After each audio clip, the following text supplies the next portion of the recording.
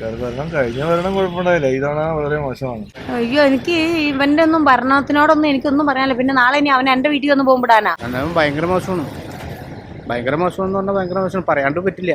ഭയങ്കര വിലക്കയറ്റാണ്. എങ്ങനെ ജീവിക്കണേ? സർക്കാരൊന്നും ഇടപെടലൊന്നുമില്ല. അവരെന്തൊട്ട് ഇടപെടണം? അവരാ വോട്ട് ചോദിക്കാൻ മാത്രം വരും. പെൻഷനൊന്നും ഇതേവരെയും കിട്ടിയിട്ടില്ല. കേരള സംസ്ഥാനത്ത് ഇന്നേ വരെ ഇങ്ങനെ ഒരു വില കയറ്റം ഉണ്ടായിട്ടില്ല.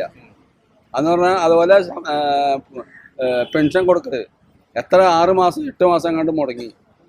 അതൊക്കെ ഇന്നേ വരെ നമ്മുടെ കേരളത്തിന്റെ ചരിത്രത്തിൽ ഉണ്ടായിട്ടില്ല. അത്രയ്ക്ക് ദുർഭരണമാണ് ഒരു. അതുപോലെ മുട്ടാപ്പോക്ക് DYFIയും SFIയും അങ്ങനെയുള്ള CIT ഇങ്ങനെയുള്ള തേർവാഴ്ചയാണ് ഇവിടെ നടക്കുന്നത്. അവർ ഗുണ്ടായുസമാണ് അവരുടെ. എവിടെ കോളേജിൽ ചെന്നാലും പൊതുനിരത്തിൽ ചെന്നാലും എവിടെ ചെന്നാലും അവരുടെ ഗുണ്ടായുസമാണ്. കഴിഞ്ഞ ദിവസം മുഖ്യമന്ത്രി പാർലമെന്റിൽ പറയുന്നുണ്ടായിരുന്നു, നവകേരള സദസ്സിനിടയിൽ ഈ അക്രമം കാണിച്ചവരെ ന്യായീകരിച്ച് ചെടിച്ചട്ടിക്ക് വരെ അടിച്ചു. ചെടിക്ക് അതുപോലെ ഗൺമാൻ ആലപ്പുഴയിലും മർദ്ദിച്ചു. ഇതൊക്കെ എന്ത് കാര്യമുണ്ട്? അതൊക്കെ നടക്കുന്ന സംഭവമാണ്. അതിന്റെയാണ് ഈ തവണ ഇലക്ഷനിൽ പ്രതിഫലിച്ച ഒറ്റ സീറ്റുമ്പോൾ നിൽക്കേണ്ട വന്നു. അല്ലെങ്കിൽ അതിൽ കൂടുതലൊക്കെ സീറ്റ് കിട്ടിയാണ്. ഇനിയിപ്പം ആലത്തൂരും പാലക്കാടും ഒക്കെ ഉപതെരഞ്ഞെടുപ്പുകൾ വരുന്നുണ്ടല്ലോ. അപ്പം അതിലാർക്കായിരിക്കും സാധ്യത? അതിപ്പോ നമ്മൾ പറഞ്ഞ അഥവാ ഇനി കാലതാമസം ഉള്ളത് അപ്പൊ പറയാം. അപ്പോഴത്തെ സാഹചര്യം അനുസരിച്ചൊക്കെ കാര്യങ്ങൾ പറയാൻ പറ്റും. ഇപ്പൊ അതിനെ പറ്റി പറയാൻ പറ്റില്ല. അത് തന്നെയാണ്. അതുകൊണ്ട് തന്നെയാണ് പുള്ളിയുടെ മുട്ടാപ്പോക്ക് കാരണം. ശരി തന്നെയാണ്. അതുപോലെ സ്വർണ്ണ കള്ളക്കടത്ത്, അതുപോലെ പുള്ളിയുടെ മകൾക്കെതിരെയുള്ള സംഭവം, പിന്നെ വീടുകളുടെ ലൈഫ് മിഷൻ, ഇങ്ങനെയുള്ള ഓരോ കാര്യങ്ങളൊക്കെ ഇതിന്റെ ഭാഗമാണത് ഉള്ള സംഭവം അല്ലേ. ഇതൊക്കെ തന്നെ ഒരു കാര്യം ചോദിച്ചോട്ടെ, ഇപ്പൊ SFIയുടെ പ്രശ്നങ്ങളൊക്കെ പറഞ്ഞല്ലോ, എന്നിട്ട് മുഖ്യമന്ത്രി അവരെ ന്യായീകരിച്ച് സംസാരിക്കണം. അത് പുള്ളിയുടെ ശൈലി. അതാണ് പുള്ളി ആ ശൈലി വിട്ട് പോകാൻ തയ്യാറില്ല. മുട്ടാപ്പോക്ക് ശൈലിയാണ് പുള്ളിക്കുള്ളത്. ഭയങ്കര വിലക്കയറ്റാണ്. എങ്ങനെ ജീവിക്കണേ? ഒരു പാവങ്ങൾക്കും ജീവിക്കാൻ പറ്റാത്ത കാലാവസ്ഥയാണ് ഇപ്പൊ. പിന്നെ എന്തൊക്കെ പറയാനുള്ള? കുടുംബത്തെ കാര്യങ്ങളൊക്കെ പണിക്ക് പോണ്, തൊഴിലുറപ്പിനൊക്കെ പോണ്, അത് ജീവിക്കണ്. അല്ലാണ്ട് പെൻഷനുണ്ട്, പെൻഷനുണ്ട്. ഇപ്പൊ ആദ്യം കിട്ടിയിരുന്നില്ല, ഇപ്പൊ കിട്ടുന്നുണ്ട്. 5 മാസത്തെ പെൻഡിങ് ഉള്ളത് മുഴുവൻ കിട്ടി. അതൊന്നും കിട്ടിയിട്ടില്ല. 2 മാസത്തെ 6 മാസം തരാനുള്ളത് 2 തന്നു. അങ്ങനെയൊക്കെ ജീവിക്കണ്. അത് കൃത്യമായിട്ട് കിട്ടുമായിരുന്നെങ്കിൽ ജീവിച്ചു പോവായിരുന്നു. ഭയങ്കര ബുദ്ധിമുട്ടാണ്. മന്ത്രിയോട് പറയേ പാവങ്ങളൊക്കെ രക്ഷിക്കാൻ. ഇപ്പൊ നമ്മുടെ മോദി സാറുണ്ടല്ല, മോദി സാറൊക്കെ രക്ഷിക്കട്ടെ. പിണറായി വിജയനെ കുറിച്ചിട്ട് എന്താ പറയാനുള്ളത്? പിണറായി വിജയനെ പറ്റി പറയാനായിട്ടെന്ന് വെച്ചിട്ടുണ്ടെങ്കിൽ ആദ്യമൊക്കെ നല്ല ഭരണമായിരുന്നു. പിന്നീട് വന്നപ്പോ ആള് മഹാമോശമായി. ആൾക്കടെ കാര്യം മാത്രം. ആൾക്കടെ മോന്റെയും മോൾക്കടെയും കാര്യം മാത്രം. അത്രേ ഉള്ളൂ. പാവങ്ങളെ തിരിഞ്ഞു നോക്കണില്ല. അതാണ് ഞങ്ങളുടെ ഒരു വിഷമം. ആദ്യമൊക്കെ നല്ലതായിരുന്നു. വിലക്കയറ്റം ഭയങ്കരമായിട്ടുണ്ട്. സഹിക്കാൻ പറ്റാവുന്ന രീതിയിലുള്ളതാണ്. ഞങ്ങളിപ്പോൾ ഒരു ദിവസം അങ്ങോട്ട് കൂട്ടിമുട്ടിക്കാൻ ബുദ്ധിമുട്ടാണ്. കൂട്ടിമുട്ടണല്ല, പരാജയമാണ്. പല കാര്യങ്ങൾക്കും പിള്ളേർ പഠിക്കാൻ പോണ പിള്ളേരുടെ കാര്യങ്ങളൊക്കെ അവതാളത്തിലായിരിക്കണത്. അതിൻ്റെ ഇടയ്ക്ക് റേഷൻ കടയിലൊന്നും നേരെ അരിയില്ല. അത് പുറത്തുനിന്ന് മേടിക്കേണ്ടി വരുമ്പോൾ ഭയങ്കരമായിട്ടുള്ള വില കൊടുത്ത് മേടിക്കേണ്ട അവസ്ഥ. സപ്ലൈക്കോയിലും ചെന്നാലില്ല, റേഷൻ കടയിലില്ല, ഒരു സ്ഥലത്തും ഒന്നുമില്ല. പിന്നെ ഇത് അന്വേഷിച്ച് പിടിച്ച് നടക്കാൻ പറ്റുമോ? ഒരു സപ്ലൈക്കോ ഉള്ളത് ഞങ്ങൾക്ക് അങ്കമാലിയാണ്. പിന്നെ ഇവിടുന്ന് 10 കിലോമീറ്റർ അപ്പുറത്ത് കുറുമശ്ശേരി, പിന്നെ എളവൂര്, ഇതൊക്കെ 10 കിലോമീറ്ററുകളൊക്കെ രാവിലെ അത് അന്വേഷിച്ച് പോകാൻ പറ്റും? നിർത്തിയില്ല. ഒരുപാട് ഇതുണ്ട്. സർക്കാർ ശരിക്കും കൺട്രോൾ ചെയ്യാനുണ്ടെങ്കിൽ ഈ അരിയൊക്കെ റേഷൻ കടയിലും ഈ മാവേലി സ്റ്റോറുകളിലൊക്കെ സപ്ലൈകോയിലൊക്കെ അരി കേൾക്കുകയാണെങ്കിൽ പണമില്ല എന്നുള്ള അത് പണം അനാവശ്യ ചെലവുകൾക്കൊക്കെ പണമുണ്ട്. ഈ ഇതുപോലുള്ള കാര്യങ്ങൾക്കൊന്നും പെൻഷനും അങ്ങനെയുള്ള കാര്യങ്ങൾക്ക് കൊടുക്കാനൊന്നും പണമില്ല. പണമില്ലാണ്ട് തന്നെ ഇപ്പം തന്നെ റേഷൻ കടയിലൊക്കെ അരിയൊക്കെ കിട്ടുമെങ്കിൽ ഈ പറഞ്ഞ മാതിരി ഇപ്പോൾ കടകളിലൊക്കെ പൈസ അരിയുടെയൊക്കെ മറ്റുള്ള സാധനങ്ങളുടെയൊക്കെ വില കുറയും. സപ്ലൈകോയിലൊക്കെ പണ്ടൊക്കെ എല്ലാ സാധനങ്ങളും കറിക്ക് പയറ്, പരിപ്പ്, കടല ഇതൊക്കെ കിട്ടുമായിരുന്നു. സബ്സിഡി കിട്ടുമായിരുന്നു. അതൊന്നും ഇപ്പം ഇല്ല. ഇല്ലാണ്ടാവുമ്പോൾ ഇപ്പം അങ്ങോട്ട് അടുക്കാൻ പറ്റണില്ല. ഇല്ലാത്തതൊക്കെ എന്നാലും ഭയങ്കര മോശമാണ്. ഭയങ്കര മോശം എന്ന് പറഞ്ഞാൽ ഭയങ്കര മോശം, പറയാണ്ട് പറ്റില്ല. ഇപ്പൊ തന്നെ SFI ഇതേ 2 ദിവസം മുന്നേ SFIയുടെ മർദ്ദനത്തിൽ അതൊക്കെ അനുകൂലിച്ചുള്ള രീതിയിലും ഗുണ്ട ഒരു രീതിയിലൊക്കെ കാര്യങ്ങളൊക്കെ ജനങ്ങളുടെ മൊത്തത്തിലുള്ള ജനങ്ങളുടെ ഒരു കമ്മ്യൂണിസ്റ്റ് പാർട്ടി എന്ന് പറഞ്ഞിട്ടുണ്ടെങ്കിൽ അതിനൊരു വിലയുണ്ടായിരുന്നു, നല്ല വിലയൊക്കെ ഉണ്ടായിരുന്നു. ഈ അച്യുതാനന്ദ സർക്കാർ വരെ നല്ല രീതിയിലുള്ള ആളുകളൊക്കെ ആയിരുന്നു. അതായത് അഴിമതിയൊക്കെ പരമാവധി ഒഴിവാക്കിയിട്ടുള്ള ഒരു സർക്കാരുകൾ ഒരു നേതാക്കന്മാരൊക്കെ. പിണറായി വിജയൻ വന്നേ പിന്നെ മോശമാണ്, വളരെ മോശമാണ്. വളരെ മോശമെന്ന് പറഞ്ഞാൽ കുത്തഴിഞ്ഞ ഒരു ഇതേപോലെ ഈ CPM ഞാൻ ഒരു കമ്മ്യൂണിസ്റ്റുകാരൻ, കമ്മ്യൂണിസ്റ്റ് പ്രസ്ഥാനത്തിൽ നിന്നുകൊണ്ട് ഞാൻ എൻ്റെ ചെറുപ്പകാലങ്ങളിൽ ഞാൻ വിളിച്ച മുദ്രാവാക്യമുണ്ട്. അന്ന് കോൺഗ്രസിനെതിരെയാണ് മുദ്രാവാക്യം വിളിക്കുന്നത്, കോൺഗ്രസിനെതിരെയായിരുന്നു.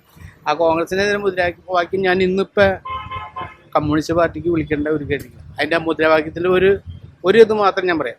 ഉപ്പിനും നികുതി, മുളകിനും നികുതി, കെട്ടിക്കാൻ നിൽക്കണ പെണ്ണിനും നികുതി, കെട്ടിക്കഴിഞ്ഞാൽ കുട്ടിക്കും നികുതി.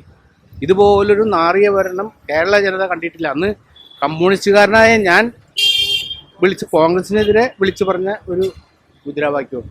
ഇതിപ്പോൾ തിരിച്ച് ഞാൻ അങ്ങോട്ട് തന്നെ ഇങ്ങോട്ട് എന്നോട് തന്നെ ഞാൻ പറയേണ്ടി വരുന്ന ഒരവസ്ഥ ഉണ്ട്. എങ്ങനെയുണ്ട് മോദി സർക്കാരിനെ കുറിച്ച്? മോദി സർക്കാർ ഏകാധിപത്യം ഉണ്ട്. ഏകാധിപത്യത്തിന്റെ ഒരു ഇതാണ് അത്. അവരിപ്പോ 400 സീറ്റ് കിട്ടുമെന്ന് പറഞ്ഞു. 400 സീറ്റ് കിട്ടിയാൽ ഇപ്പൊ ഭരണഘടനയും കാര്യങ്ങളൊക്കെ മാറ്റി പഴയ അംബേദ്കറൊക്കെ ഒന്നും അല്ലാത്ത ഒരു കറിയിലുള്ള ഒരു വേപ്പില പോലെയുള്ള ഒരു സംഭവമായി മാറിയാണ്. ഒരുപാടുണ്ട്. അത് കുറെയൊക്കെ നല്ല കാര്യങ്ങൾ ചെയ്യുന്നുണ്ട്. എന്നിരുന്നാൽ തന്നെ അത് ഏകാധിപത്യത്തിന്റെ ഒരു പ്രവണതയാണ്. രാഹുൽ ഗാന്ധി എങ്ങനെ പ്രതിപക്ഷ നേതായി വന്നപ്പോ? രാഹുൽ ഗാന്ധി പറയുന്നത് കുറെയൊക്കെ ശരിയാണ്. പ്രതിപക്ഷ നേതാവിനെ കിട്ടിയ പോലെ എന്തായാലും പോരാ. എൻ്റെ അഭിപ്രായത്തില് ശക്തനല്ല, എന്നാലും കുഴപ്പമില്ല. ഇപ്പൊ ഉള്ളതിനകത്ത് കൊണ്ട് നീർപ്പോച്ച് നിൽക്കാൻ പറ്റുന്നുണ്ടോ? ആ, ഇപ്പൊ സർക്കാരിലാണ്ട് പിന്നെ ആരെ മക്കളാണ് പൊതുമക്കളല്ലോ വില കൂട്ടുന്നത്. അത് ഇതെന്ന് പറഞ്ഞ് പിരിക്കണ്ടല്ലോ ഇഷ്ടം പോലെ. എന്താ ചെയ്തത് അവിടെ? എന്തെങ്കിലും ചെയ്തോ? വോട്ട് ചെയ്തു, ജയിപ്പിച്ചു, എന്താ ചെയ്ത്? അവരവരുടെ കാര്യങ്ങൾ നോക്കണോ? മക്കളെ കുറിച്ച് എന്താ അവർ ചിന്തിക്കണേ? ഈ നാട്ടുകാരെ കുറിച്ച് എന്തെങ്കിലും ചിന്തിക്കണ്ടോ? ഒന്നും ചിന്തിക്കാനില്ല. അവരവരുടെ കുടുംബത്തിന്റെ കാര്യങ്ങൾ മാത്രമേ ചിന്തിക്കണുള്ളൂ. അവരെങ്ങനെ മാടി വീട് കെട്ടാം എന്നാണ് അവർ ചിന്തിക്കണേ. മനസ്സിലായോ? അല്ലാതെ സാധാരണക്കാർ മക്കൾ ജോലി ചെയ്യുന്നുണ്ട്, അവർക്ക് എന്തുണ്ട്, അല്ലെങ്കിൽ അവരുടെ കുടുംബത്തിൽ പട്ടിണിയാണോ, ഇതൊന്നും ആരും അറിയേണ്ട ആവശ്യമില്ല. മനസ്സിലായോ? നിങ്ങളിതിപ്പോ എവിടെ കൊണ്ട് പറഞ്ഞാൽ എനിക്ക് വിഷയമല്ല. മനസ്സിലായോ? ഞങ്ങൾക്ക് പറയാനുള്ള കാര്യം ഞങ്ങൾ എവിടെയും പറയും, എവിടെയും പറയും. അതാണ് കാര്യം. കിട്ടുന്നത് മുഴുവനും അത് പിരിവ്, ഇത് പിരിവ്, GST, അത് ഇത് എല്ലാം പറഞ്ഞ് വാങ്ങിക്കുന്നുണ്ട്. എന്താ ഉള്ളേ? ഒരു ചായ കുടിക്കാൻ പോയാൽ 12 രൂപ കൊടുക്കണം. ആ 12 രൂപ കൊടുക്കണമെങ്കിൽ എന്തോരം നേരം ജോലി ചെയ്താൽ ആ 12 രൂപ കിട്ടണേ? ഓരോ ദിവസം കയറ്റണ്ട്. ഒരു ദിവസം 12 രൂപ ആണെങ്കിൽ ഒരു ദിവസം 15 രൂപ അല്ലെങ്കിൽ 13 രൂപ. എങ്ങനെ ജീവിക്കും മനുഷ്യര്? അയ്യോ, എനിക്ക് ഇവന്റെ ഒന്നും ഭരണത്തിനോടൊന്നും എനിക്കൊന്നും പറയാനില്ല. പിന്നെ നാളെ ഇനി അവൻ എന്റെ വീട്ടിൽ ഒന്ന് പോകുമ്പോടാനാ അവനെ കുറിച്ചൊക്കെ പറഞ്ഞു കഴിഞ്ഞാൽ നാളെ എന്റെ വീട്ടിൽ ഒന്ന് പോകുമ്പോഴും ഞാൻ ഈ കണ്ണൂല കടപ്പില്ലാണ്ടിരിക്കണം. എന്നെ വെറുതെ കുരിശക്കയറ്റല്ലേ. മനസ്സിലായോ? ഇവരൊന്നും ഒന്നും ചെയ്യാൻ പോണില്ല. അവരുടെ കാര്യങ്ങൾ മാത്രമേ അവർ നോക്കുള്ളൂ. അതാണ് സത്യം, സത്യമായ കാര്യം. അത് അത്രേ ഉള്ളൂ. മനസ്സിലായോ? അവരവരുടെ കാര്യം, അവരുടെ മക്കൾക്ക് വേണ്ടി എന്ത് സമ്പാദിക്കാം, അല്ലെങ്കിൽ പേരക്കുട്ടിക്ക് വേണ്ടി എന്ത് സമ്പാദിക്കാന്ന് അവർ ചിന്തിക്കണേ. നാട്ടുകാർ കഷ്ടപ്പെടാൻ അവർക്കെന്താ കുഴപ്പം? ഒരു കുഴപ്പമില്ല. വിലക്കയറ്റമാണ് ഇപ്പൊ എല്ലാത്തിനും ബാധിച്ചേക്കുന്നത്. എല്ലാ സാധനങ്ങൾക്കും തീ പിടിച്ച വിലയായില്ലോ. സർക്കാരിന്റെ ഭാഗത്തുനിന്ന് എന്തെങ്കിലും ഇടപെടലുകൾ? എന്ത് സർക്കാരിന്റെ ഭാഗത്ത് എന്ത് ഇടപെടലുണ്ടെന്നാ പറയണേ? ഒരു ഇടപെടലും ഇല്ല. കംപ്ലീറ്റ് സാധനങ്ങൾക്ക് വില കൂട്ടി സർക്കാരിനല്ലേ അതിന്റെ ആനുകൂല്യം കിട്ടണപ്പോ. അല്ലാണ്ട് പിന്നെന്താ? രണ്ടാം പിണറായി സർക്കാരിനെ എങ്ങനെ? രണ്ടാം പിണറായി സർക്കാർ എന്ന് പറഞ്ഞാൽ ഇപ്പോൾ കഷ്ടതയിലാണ്. ബുദ്ധിമുട്ടുകളും കാര്യങ്ങളൊക്കെ രണ്ടാമത്തെ ഭരണം കിട്ടുകൂടി ആയി തുടങ്ങി. ആയി അങ്ങനത്തെ നിലപാടിലാണ് ഇപ്പൊ നടക്കുന്നത്. പെൻഷൻ മുടക്കം വരുന്നു. അത് നമ്മുടെ പിണറായി സർക്കാർ എന്ന് പറയുന്ന ആൾക്കാർ ടൂർ പോക്കി തന്നെ ആൾക്കാർക്ക് അത്ര ഇഷ്ടപ്പെട്ടിട്ടില്ല. ഇത്ര കോടികൾ മുടക്കിയ ബസ് എടുത്ത് ഇവരെല്ലാ മന്ത്രിമാരോടും പോയെന്ന് പറഞ്ഞാൽ എന്ത് ഗുണം ഉണ്ടായിട്ടായതുകൊണ്ട് ഒരു ഗുണവുമില്ല. അത് തന്നെ ജനങ്ങൾക്ക് ആകെ വെറുപ്പായി, പാർട്ടിക്കാർക്ക് വരെ വെറുപ്പായി. അപ്പൊ ആ കാശൊക്കെ ഉണ്ടെങ്കിൽ പെൻഷൻ കൊടുക്കാൻ ഇതിൽ കൂടുതൽ ജനങ്ങൾക്ക് അനുകൂല്യങ്ങളായി കിട്ടിയാൽ ജനങ്ങളുണ്ടായിരുന്നു തന്നെ, കൂടെ ഉണ്ടായിരുന്നു തന്നെ. അത് കൂടെ ഉണ്ടായി പോയില്ലേ. ഇപ്പൊ ഈ ഇലക്ഷന് കാണാൻ പറ്റില്ല നമുക്ക്. ഇലക്ഷനിൽ ഭയങ്കരമായിട്ട് പരാജയപ്പെടാനുള്ള കാരണം പിണറായിയാണോ? പിണറായി എന്ന് പറയാൻ പറ്റില്ല. ഭരണത്തിന്റെ ഇത് കൊണ്ട് മോശം കൊണ്ടാണല്ലോ ജനങ്ങള് ഇലക്ഷൻ വോട്ട് മാറി ചെയ്യുന്നതൊക്കെ. അടുത്ത ഭരണം കിട്ടാൻ വേണ്ടിയിട്ടാണ് അവർ നോക്കുന്നത്. അങ്ങനെ അടുത്ത തവണ പിടിക്കുവോ? അവനെ പിടിക്കുന്നു തോന്നുന്നു. ഈ കണ്ടീഷനിലേക്ക് പിടിക്കൂലേ? ഇപ്പൊ ഈ കണ്ടീഷനിലാണെങ്കിൽ അടുത്ത പ്രാവശ്യം പിടിക്കൂലേ? പിടിക്കും. പൊതുവെ ഒരു വിലയിരുത്തല് പിണറായിയുടെ അതെ, ആ കാര്യങ്ങൾ അതുകൊണ്ടാണ് ഇത് സംഭവിച്ചേക്കണം. അല്ലെങ്കിൽ ഇപ്പോഴത്തെ ഇലക്ഷൻ എങ്ങനെയായാലും കുറച്ച് സീറ്റുകളും കിട്ടിയേനെ. ഇതിനിപ്പോ ഈ പാലക്കാടും ചേലക്കരയൊക്കെ ഉപതെരഞ്ഞെടുപ്പുകൾ വരുന്നുണ്ട്. ആർക്കായിരിക്കും സാധ്യത? അതിപ്പോ പാലക്കാട് അല്ലല്ലോ, നമ്മുടെ വയനാട്. അല്ല, പാലക്കാട് MLA ആണല്ലോ രാജിവെച്ച് വടകരയ്ക്ക് മത്സരിക്കാൻ പോയത്. അപ്പൊ അവിടെ അതിപ്പോ എങ്ങനെ വരും എന്ന് വെച്ചാൽ ഇപ്പത്തെ സാഹചര്യം വെച്ച് നോക്കുമ്പോ ഇനിയിപ്പോ അവിടെ ഏത് പാർട്ടിയെ ജയിച്ചാറോ ആ പാർട്ടിക്ക് അനുകൂലമുള്ള ആൾക്കാരുണ്ടെങ്കിൽ അങ്ങനെ ജയിക്കും. നിലമ്പൂര് അതോ BJP അക്കൗണ്ട് ഉറപ്പോ? അതോ BJP തുറക്കാൻ സാധ്യത കുറവാ. BJPക്ക് സീറ്റ് കിട്ടാൻ സാധ്യത കുറവാണ്. അടുത്ത വർഷത്തെ മണിയോ കോൺഗ്രസിനോ ആർക്കെങ്കിലും കിട്ടുമായിരിക്കും എന്ന് പ്രതീക്ഷിക്കാം നമുക്ക്. മൂന്നാമത് മോദി കയറിയിട്ടുണ്ട്. മോദി ചെയ്യുന്ന ചില കാര്യങ്ങൾക്കൊക്കെ അനുകൂല്യങ്ങളൊക്കെ ഉണ്ട്. ജനങ്ങൾക്ക് അതായത് തൃപ്തിയുണ്ട് മോദിയോട്. പിന്നെ ഇപ്പത്തെ ഓരോ നിലപാട് പുള്ളി ഒറ്റ ഇതില് കാര്യങ്ങൾ കണ്ടുപിടിക്കാണല്ലോ. രാഹുൽ ഗാന്ധി എങ്ങനെയുണ്ട് പ്രതിപക്ഷ നേതാവ് എന്ന് പറഞ്ഞാൽ രാഹുൽ ഗാന്ധി കുഴപ്പമില്ലെന്ന് തോന്നുന്നു. കൂടുതലും പുള്ളിയുടെ യാത്രയും പദയാത്രയൊക്കെ നടത്തിയാലും പുള്ളി കുറച്ച് ഇപ്പൊ ഇലക്ഷൻ മനസ്സിലായില്ലോ. പുള്ളിയുടെ പദയാത്രയിൽ തന്നെ ഒരുപാട് മാറ്റങ്ങൾ വന്നില്ലേ. അത് വരില്ലായിരുന്നു. അത് നമ്മുടെ പിണറായി സർക്കാരിന്റെ ഒരു അല്പം ബുദ്ധിമുട്ട് കൊണ്ടാണ് അങ്ങനെ വന്നത്. വിലക്കയറ്റം കൂടിയതിനെ ഓർത്ത് ഞങ്ങൾക്ക് നല്ല വിഷമമുണ്ട്. പിന്നെ ഞങ്ങളൊക്കെ കൂലിപ്പണിക്കാരല്ലേ. അപ്പൊ ഞങ്ങൾക്ക് ഈ സാധനങ്ങളിൽ വില കൂടിയതിന് ആരോടെ ഇതിന്റെ പരാതി പറയണ്ടേന്ന് അറിയാൻ പാടില്ലാതെ നിൽക്കുകയാണ്. അപ്പൊ ഏതായാലും നിങ്ങളെ പോലുള്ളവരൊക്കെ വന്ന് ചോദിക്കണേല് സന്തോഷമുണ്ട്. ഗ്യാസിന് വില കൂടുതലാണ്, കറണ്ട് ബില്ല് വർദ്ധിക്കുന്നു, വെള്ളത്തിന്റെ ബില്ല് വർദ്ധിക്കുന്നു. അത് തന്നെ. സർക്കാരൊന്നും ഇടപെടലൊന്നുമില്ല. അവരെന്തൊട്ട് ഇടപെടണം? അവരാ വോട്ട് ചോദിക്കാൻ മാത്രം വരും. ഇപ്പോഴും 5 മാസത്തെ പെൻഷൻ കിട്ടാനില്ലേ? ആരോട് ചോദിക്കണേ? അങ്ങനെയൊക്കെ ബുദ്ധിമുട്ടാണ് കാര്യങ്ങളൊക്കെ വളരെ അരോചകത്വത്തിലേക്ക് പോകുന്നു. സർക്കാർ ഭരണം കഴിഞ്ഞ ഭരണം കുഴപ്പമുണ്ടായില്ല, ഇതവണ വളരെ മോശമാണ്. കാരണം വണ്ടിക്കാർക്കാണ് ഏറ്റവും കൂടുതൽ ബുദ്ധിമുട്ട് വരുന്നത്. ഈ തെരഞ്ഞെടുപ്പ് തോൽവിയെ കുറിച്ച് പിണറായിയുടെ അഭിപ്രായത്തെ കുറിച്ചൊക്കെ എന്താ പറയാനുള്ളത്? നമുക്ക് ഇതിനെപ്പറ്റി പറയാനൊന്നുമില്ല. കഴിഞ്ഞ ദിവസമായാലും നിയമസഭയിലൊക്കെ മറ്റേ SFIയുടെ അക്രമത്തെ കുറിച്ചൊക്കെ ഒരു പ്രോത്സാഹനകരമായ രീതിയിലൊക്കെ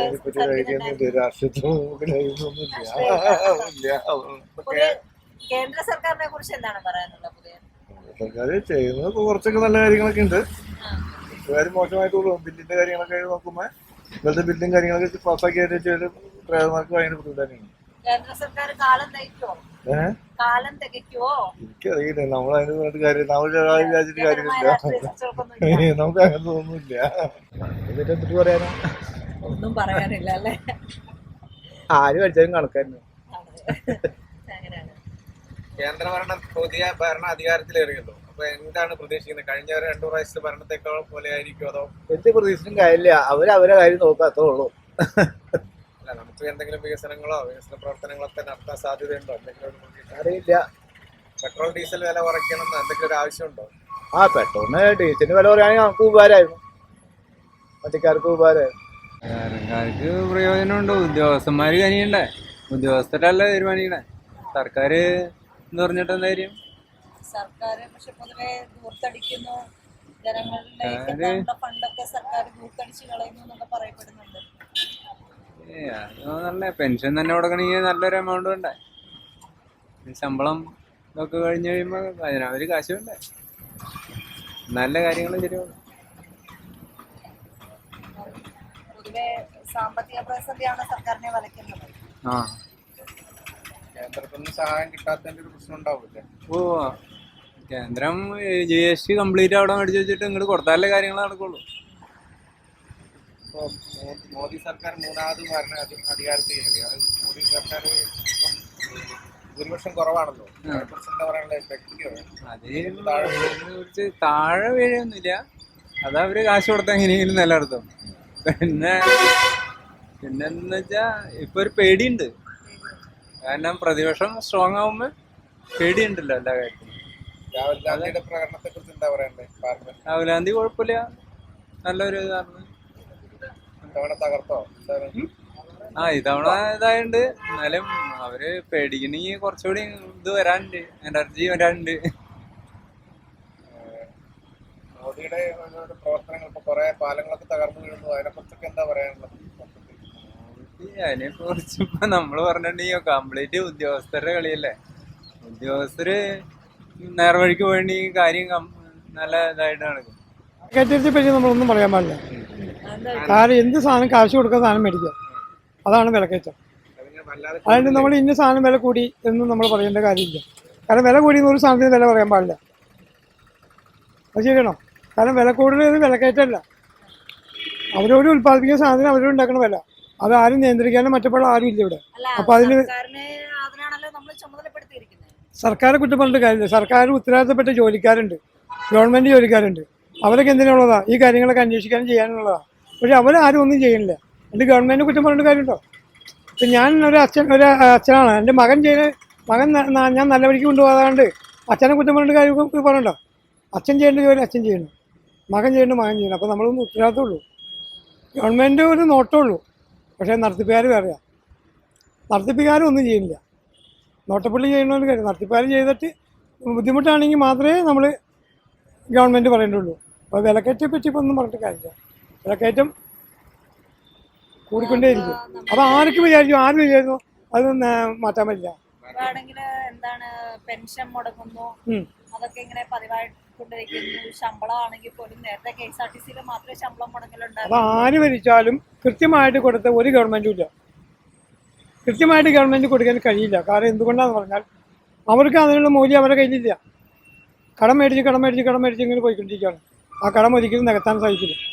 പിന്നെ ഏത് ഗവൺമെന്റ് മാറി വന്നാലും പറഞ്ഞിട്ട് എന്താ കാര്യം? ഇപ്പോൾ അടുത്ത ഗവൺമെന്റ് വന്നാൽ അവർക്ക് പറ്റുമോ കൊടുക്കാൻ? പറ്റില്ല. അതിനടുത്ത ഗവൺമെന്റ് പോയോ പറ്റുമോ? ആർക്കും പറ്റില്ല. ഏത് ഗവൺമെന്റ് മാറി വന്നാലും ഇവിടുത്തെ ഉള്ള പെൻഷനുകളോ ഗവൺമെന്റ് ശമ്പളങ്ങളോ കൃത്യമായിട്ട് കൊടുക്കാൻ ഒരാൾക്കും കഴിയില്ല. പരിഹാരം ഒന്നുമില്ല. ഇനിയുള്ള കാലങ്ങളിൽ പരിഹാരങ്ങളില്ല.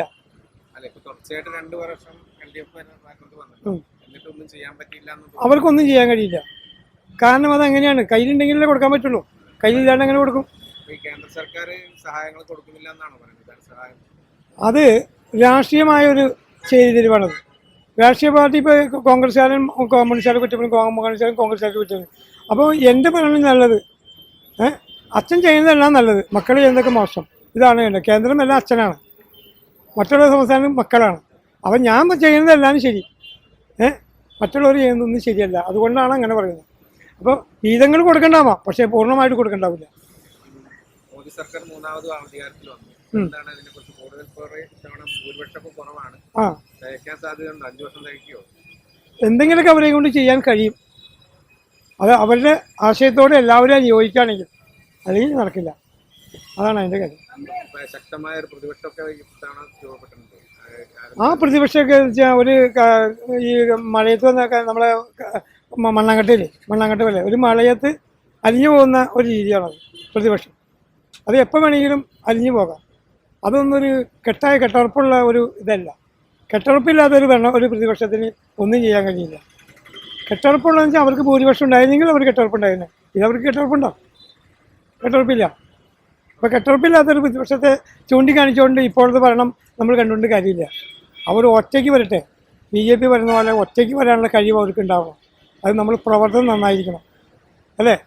നമ്മൾ എന്തെങ്കിലുമൊക്കെ ചെയ്ത് എന്തെങ്കിലുമൊക്കെ പറഞ്ഞിട്ട് പോയിട്ട് കാര്യമുണ്ടോ? അത് കാര്യമില്ല. എന്തെങ്കിലുമൊക്കെ ചെയ്യാനുള്ള കഴിവ് അവർക്ക് ഉണ്ടാവണം. പാലക്കാട് ഉപതെരഞ്ഞെടുപ്പ് വരാൻ പോവുകയാണ്. അവിടെ ആര് ജയിക്കുന്നതാണ് പ്രതീക്ഷിക്കുന്നത്? അവിടെ ഇപ്പോൾ ഈ ഭരണം ഇപ്പോഴത്തെ ഇതനുസരിച്ച് കോൺഗ്രസ് ജയിക്കും. ഞാൻ ഇടതുപക്ഷത്തിൻ്റെ ആളാണ്. ഇവിടെ കോൺഗ്രസ് ജയിക്കണം. എന്തുകൊണ്ടാണെന്ന് അറിയാമോ? ജനങ്ങളുടെ ഉള്ളിൽ വരുന്നുണ്ട് ആരെങ്കിലും വന്നാൽ എന്തെങ്കിലും ചെയ്യുമെന്ന്, കോൺഗ്രസ് വന്നാൽ ചെയ്യുമെന്ന്. അവർ വന്നാൽ 1 രൂപ പോലും ഈ കേരള ജനതയ്ക്ക് കൊടുക്കാൻ കഴിയില്ല. ഒന്നും ചെയ്യാൻ കഴിയില്ല. വെറുതെ കസേര കയറി ഇരുന്ന് മന്ത്രിയുടെ ബോർഡ് വെച്ചും ആ റോട്ടിൽ കൂടെ നടക്കാമെന്നല്ലാതെ ഒരു കാര്യം അവർക്ക് ചെയ്യാൻ കഴിയില്ല.